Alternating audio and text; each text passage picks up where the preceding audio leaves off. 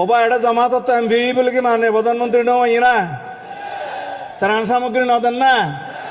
আর নেতা বাংলাদেশের মানবিক নেতা গরিবর নেতা এদেশের উন্নয়নের নেতা এডে পর্যটন স্পট খোয়াকা হওয়ার পর্যটন স্পটও কি দেন না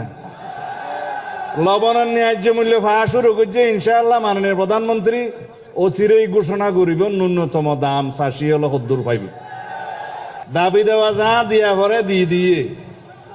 কিন্তু যা চাই ইয়া তোর বেশি দিলে কি আপত্তি আছে না ঠিক আছে আর মাননীয় সংসদ সদস্য সকল কেউ বক্তৃতা দিন না ভারতে গুসা নই কারণ মাননীয় প্রধানমন্ত্রী তো আর বহু জায়গা যা ঘুরিব প্রোগ্রাম আছে আইও কথা নহইতেও চাইলাম তে হতে তুমি সিটাঙ্গে মানুষ দুই নহইলে তুই তারা গুসু কথা আল্লাহ এডে পর্যটন স্পট খোয়াকা হওয়ার পর্যটন স্পটও কি দেন না লবণের ন্যায্য মূল্য পাওয়া শুরু করছে ইনশাআল্লাহ মাননীয় প্রধানমন্ত্রী অচিরেই ঘোষণা করিব ন্যূনতম দাম ৮০ হলো ৭০ পাইব আন্দাজ করি তেজ্য মানলা আচ্ছা বাদ বাকি বেরিবাদর মন্ত্রী সহ বেগ কোনরে এটা বাঁশখালী আইয়ে পরিমাপ করি বললে ইঞ্জিনিয়ার আই বললে আর দিম আজিয়া মাপ করন সময় নাই বাঁশখালীর উন্নয়ন